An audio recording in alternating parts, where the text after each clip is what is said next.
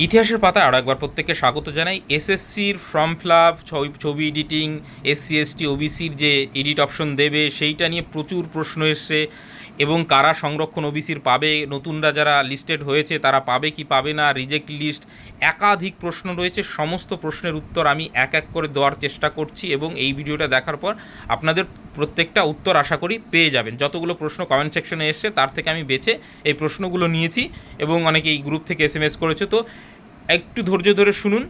দেখুন, প্রথমেই আসি হচ্ছে ফটো এবং সিগনেচার।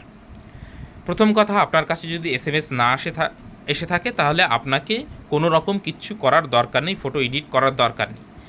এইবার অনেকে বলছেন যে আমার মোবাইলে রিসার্চ নেই বা নেই, এসএমএস এসছে কিনা বুঝছেন, তাহলে লগ ইন করে দেখবেন সেইখানে আপনাকে ফটো এডিটের অপশন দিচ্ছে কিনা।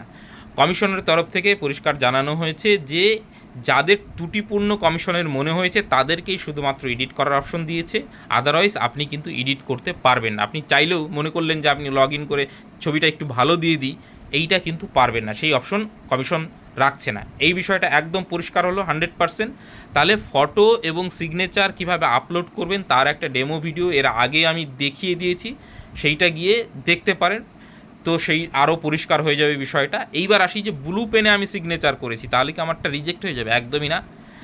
এইটা যাই করুন, ব্লু করুন, ব্ল্যাক করুন, ব্ল্যাক লেখা আছে কিন্তু ব্লুতেও যদি করে থাকেন, পরিষ্কার যদি বোঝা যায়, কারণ ব্ল্যাকটা কেন দেওয়া, ব্ল্যাকটা স্ক্যান করলে পরিষ্কার বোঝা যায়, পরিষ্কার, এই জন্যই ব্ল্যাকটা প্রেফারেন্স দেওয়া হয়। দেখবেন যে ব্ল্যাক বল পয়েন্টে আপনাকে ওএমআরে মানে গোল করতে হয়, ব্লু করলে যে বোঝা একটু বুঝতে মানে স্ক্যান করার কপিটা বুঝতে অসুবিধা হয়, সেই জন্য ব্ল্যাকটা প্রেফারেন্স করে, এই হলো পরিষ্কার। ব্লুর জন্য আপনার এটা ক্যান্সেল হয়ে যাবে না, আপনার চাকরিও বাতিল হবে না, হলো। দ্বিতীয় হচ্ছে আমি আমার ব্যাকগ্রাউন্ডটা সাদা দিইনি, তাহলে কি আমারটা বাতিল হয়ে যাবে? না, আপনারটা বাতিল হবে না যদি আপনার ছবিটা পরিষ্কার দেখা যায়। এবং যাদের এসএসসির যদি মনেও হতো যে ত্রুটিপূর্ণ, তাহলে আপনাকে আপডেট করার অপশন দিত, এসএমএস দিত। আপনাকে দেয়নি মানে আপনি চাইলেও আর এডিট করতে পারবেন না। আর এর জন্য যে আবারও বললাম, এর জন্য আপনি যদি চাকরি পান তারপরে এই শুধুমাত্র এই সিগনেচার বা ফটোর জন্য আপনার চাকরি আটকে যাবে, এইটা কিন্তু হবে না। দ্বিতীয় হচ্ছে, আপনি চশমা পরে ছবি দিয়েছেন, তাহলে আপনার আবেদনটা কি বাতিল হয়ে যাবে? না, একদমই না। আপনি চশমা পরে যদি দিয়ে থাকেন, চশমা পরে দেওয়া উচিত নয়, তারপরেও দিয়ে ফেলেছেন, কিছু করার নেই, ঠিক আছে, ব্যবহার করেন, তো সেইটা চলে না সাধারণত। তারপরেও এইটা নিয়ে এসএসসি যদি আপত্তি না করে, এসএমএস যদি না দিয়ে থাকে বা আপনার আপডেটের অপশন যদি না দিয়ে থাকে, তাহলে আপনি সেটা করতে পারবেন না, ঠিক আছে। আর ওই এডিট করতে যাবেন, চেক বক্স আছে ওখানে টিক করলেই আপনি দেখবেন নাম এডিট করতে পারছেন, অথচ ছবি এডিট করতে পারছে না। তার ডেমোটা আমি আমার যে টেলিগ্রাম চ্যানেল সেইখানে দিয়ে দিচ্ছি, হোয়াটসঅ্যাপ গ্রুপে অলরেডি দিয়েছিলাম, আমি টেলিগ্রাম চ্যানেলেও দিচ্ছি। কেন দিচ্ছি? কারণ টেলিগ্রাম চ্যানেলে আপনি পরে যুক্ত হলো, আগে আমি যা যা দিয়েছি সবটা অ্যাক্সেস করতে পারবেন।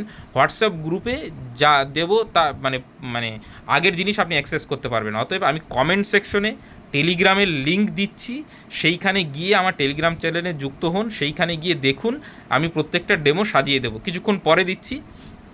এইবার আসা যাক যে নতুন ওবিসি যারা লিস্টেড হয়েছে তারা কি সংরক্ষণ পাবে। তার আগে বলে নিই যে SC ST OBC physically challenge যা আপনি ক্যাটাগরি আছেন, প্রত্যেককেই কিন্তু ক্যাটাগরি আপডেট করতে হবে। এমন না যে শুধুমাত্র ওবিসিদের করতে হবে। এই প্রশ্ন অনেককেই দেখছি যে আমি এসসি বা আমি এসটি, আমাকে কি ক্যাটাগরি আপডেট করতে হবে? অবশ্যই আপডেট করতে হবে, নাহলে কী করে বুঝবে? তো ওইখানে আপডেটও করতে হবে, সার্টিফিকেট নাম্বারও দিতে হবে, এবং আপনার সাবকাস্টও দিতে হবে। অতএব আপনি যেই ক্যাটাগরি হন না কেন আপনাকে দিতে হবে। এইবার বলবেন যে আমি জেনারেল, আমি কি তাহলে ক্যাটাগরি আপডেট করব? দেখুন, এই নিয়ে আমার কাছে কোনো নিশ্চিত নেই, তবে হ্যাঁ, আপনি 5 তারিখ আসুক, আমি সেটা চেক করে সেটা আপনাদের জানিয়ে দেবো, বা আপনারাও একবার ওয়েবসাইটে চেক করে নিতে পারেন। তবে ক্যাটাগরির যারা আছে তারা ডেফিনেটলি তাদেরকে করতেই হবে, আর যদি না করেন তাহলে জেনারেল ক্যাটাগরি হিসাবে ট্রিট হবেন, বা কোনো সমস্যা ভবিষ্যতে হতে পারে। তো 5 তারিখ আসুক, জেনারেলদের বিষয়টা আমি আরও পরিষ্কার করে বলে দেবো। এই গেল মানে বিষয়। এইবার আসি যে নতুনরা যারা লিস্টেড হয়েছেন, যেমন সদ্গোপ নতুন হয়েছে, আগে ছিল না ওবিসি লিস্টে, আগে জেনারেল হিসাবে ট্রিট হতো, তাহলে তারা কি সংরক্ষণ পাবেন? হ্যাঁ, তারা কিন্তু সংরক্ষণ পেতে চলেছেন এসএসসির ক্ষেত্রে। এইবার এইটা কিন্তু মানে আমি যে সোর্স, এবার যদি জিজ্ঞাসা করেন সোর্স অফ ইনফরমেশন কি আপনার কাছে, দেখুন আমি এই ইনফরমেশনটা পেয়েছি হচ্ছে চিন্ময় মণ্ডলের যে ফেসবুক পেজ। চিন্ময় মণ্ডলকে চেনেন, যিনি যোগ্য মানে শিক্ষক অধিকার মঞ্চের একজন, এবং তিনিই নাকি চেয়ারম্যানকে জানিয়েছিলেন বিষয়টা। চেয়ারম্যানের তরফ থেকে পরিষ্কার জানানো হয়েছে যে যারা নতুন লিস্টেড হয়েছে সেইখানে তারা নিজের কাস্ট এবং সাবকাস্টটা দিতে পারবে, সার্টিফিকেট নাম্বারটা ম্যান্ডেটরি সেখানে করা হবে না। এবং পরবর্তীতে আপনি যদি ভুল দেন, আপনি প্রমাণ না করতে পারলে সেটা আপনার পরবর্তীতে ক্যান্সেল হয়ে যাবে। কিন্তু আপনি জেনুইন যদি হন, ধরেন সদ্যোগ যা বা নতুন যারা লিস্টেড হয়েছে, আপনি যদি সেই সাবকাস্টের হন, তাহলে কিন্তু আপনি সেইটা এই ক্যাটাগরিটা আপনি ফিল আপ করতে পারবেন। আপাতত এটাই ইনফরমেশন, এবং তার স্ক্রিনশটটা আমি টেলিগ্রাম চ্যানেলেই দিচ্ছি, কিছুক্ষণ পরে দিচ্ছি, আপনারা সব যুক্ত হয়ে যান, আমি পরে দিয়ে দেবো, সেইটা দেখে নেবেন, অথবা তার ফেসবুক পেজে গিয়েও আপনি দেখে নিতে পারেন। ঠিক আছে, সোর্স অফ ইনফরমেশনও বলে দিলাম, এবং এইখানে নতুন যারা লিস্টেড হয়েছেন তারা সংরক্ষণ পেতে চলেছেন, এমনটাই কিন্তু খবর। এইটা অবধি হলো। এইবার নতুন লিস্টটা পাবেন কোথায়? দেখুন, নতুন যে লিস্ট, ওবিসি লিস্ট, কারা এ ক্যাটাগরি কারা বি ক্যাটাগরি, সেইটার লিস্টও আমি কিন্তু অলরেডি 140টা লিস্ট হোয়াটসঅ্যাপ গ্রুপ এবং টেলিগ্রাম চ্যানেলে দিয়ে দিয়েছি। প্রত্যেকটা ভিডিওর কমেন্ট সেকশনে হোয়াটসঅ্যাপ গ্রুপের লিঙ্ক থাকে, টেলিগ্রামের লিঙ্ক সাধারণত থাকে না। এইটাতে আমি শুধুমাত্র টেলিগ্রামের লিঙ্ক দিচ্ছি, সেইখানে গিয়ে আপনি ওই লিস্টটা দেখে নিতে পারেন। আমি হোয়াটসঅ্যাপ গ্রুপগুলোতেও দিয়েছি, টেলিগ্রাম গ্রুপগুলোতেও দিয়েছি, আমি সব আপডেট প্রত্যেকটা গ্রুপেই দিয়ে দিই।